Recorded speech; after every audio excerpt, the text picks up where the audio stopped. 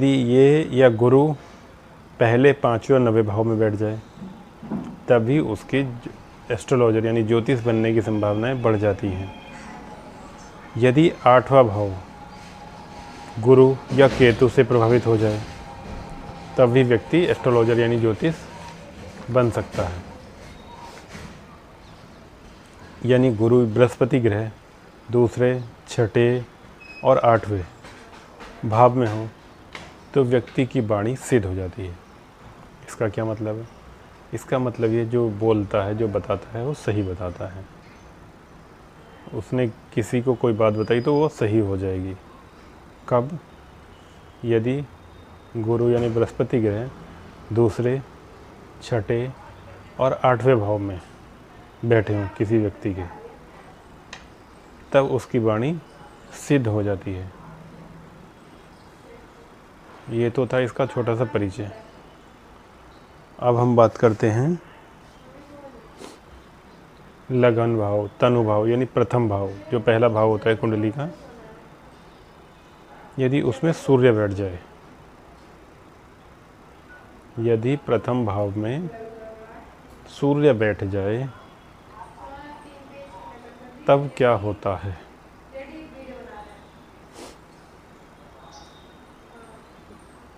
नाड़ी ज्योतिष के अनुसार अब हम यदि प्रथम भाव में किसी के, अब देखेंगे 12 जो हमारी जन्म कुंडली होती है उसमें 12 ग्रह 12 खाने होते हैं, यानी 12 भाव होते हैं। प्रथम भाव में यदि सूर्य बैठा है, प्रथम भाव में सूर्य बैठ जाए, आप देखेंगे किसी व्यक्ति की जन्म कुंडली के प्रथम भाव में सूर्य है। यदि प्रथम भाव में सूर्य बैठ जाता है तब क्या होगा? उस व्यक्ति का फलाफल क्या होगा, उसकी भविष्य क्या होगा, इसके बारे में हम बात करेंगे। यानी सूर्य बैठा है तो जाहिर सी बात है उसके बाल पतले होंगे, गुस्सा करने वाला होगा। सूर्य है तो जाहिर सी बात है सूर्य वाले गुण होंगे उसमें। गुस्सा करने वाला होगा, घमंडी भी होगा, किसी भी चीज़ का घमंड हो, शरीर का हो, पैसे का हो, परिवार का हो, दोस्तों का हो, घमंड भी होगा उसके अंदर। लंबाई भी अच्छी खासी होगी। पहला भाव है, सूर्य बैठा है, पहला लग्न का भाव होता है, हमारे शरीर का भाव होता है। तो पहले भाव में सूर्य, शरीर सुंदर, मजबूत, पावरफुल होगा। जब शरीर मजबूत होगा तो घमंड तो हो ही जाएगा।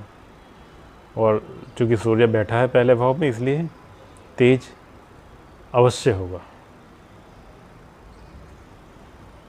तो हमने क्या देखा? पहला हमने कुंडली बनाई, जन्म कुंडली। यदि पहले भाव में सूर्य बैठ जाता है,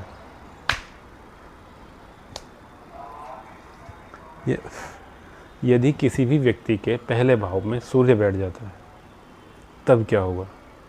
तब सूर्य की तरह उसके मुख पर तेज होगा, बाल पतले, शरीर मजबूत, व्यक्ति गुस्से वाला होगा स्वभाव से, घमंडी होगा, मजबूत शरीर अच्छा खासा होगा। जब शरीर अच्छा होगा तो घमंड शरीर का होगा, चेहरे पर तेज होगा।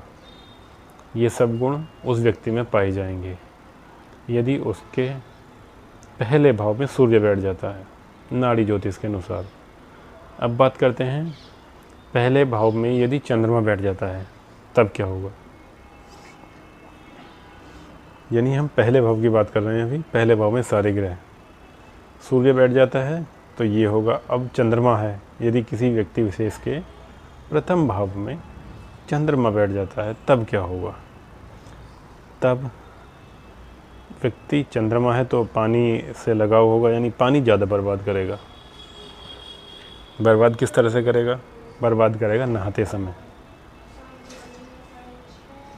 पानी नहाते समय ज़्यादा बर्बाद करेगा व्यक्ति। ये क्या है? किसी व्यक्ति के पहले भाव में चंद्रमा बैठा है तब वो नहाने के ऊपर पानी ज़्यादा बर्बाद करेगा। ये 100% है। चंद्रमा है तो जाहिर सी बात है शारीरिक रूप से लंबाई ठीक ठाक होगी, नॉर्मल जो होती है, पर शरीर पतला होगा। सूर्य में क्या था? शरीर हष्ट-पुष्ट मजबूत था। यहाँ शरीर पतला दुबला होगा, लंबाई होगी। चंद्रमा है तो चंद्रमा के गुण उसके अंदर होंगे। चंद्रमा के गुण क्या है? भावुक होना, बात बात पे रो देना, किसी की परेशानी को देखकर जल्दी भावुक हो जाना, किसी की बातों में आ जाना, और हमेशा हंसता रहेगा। ऐसा व्यक्ति कोशिश करेगा हंसने की, मुस्कुराने की, यदि उसके प्रथम भाव में चंद्रमा है तो फेस आपको देखने पर ऐसा लगेगा कि ये व्यक्ति हंस रहा है, यानी जैसे कहते हैं कि स्माइली फेस होगा। किसी व्यक्ति के प्रथम भाव में चंद्रमा बैठा है तो उसका फेस स्माइली यानी हंसने वाला होगा। चलिए अब बात करते हैं, यदि किसी व्यक्ति के लगन भाव यानी पहले भाव में सूर्य बैठा है, हमने चंद्रमा, फिर तीसरा ग्रह मंगल, सूर्य चंद्र मंगल, यदि मंगल बैठ जाता है तब व्यक्ति कैसा होगा?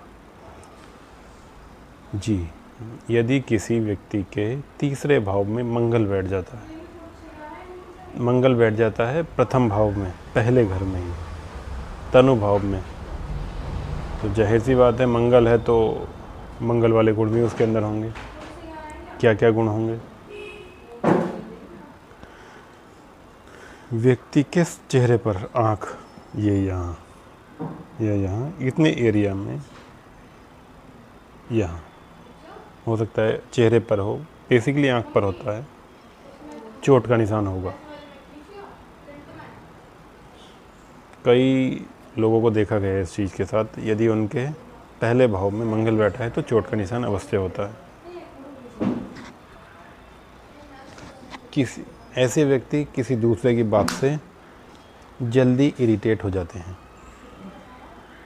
इरिटेट मतलब परेशान हो जाते हैं।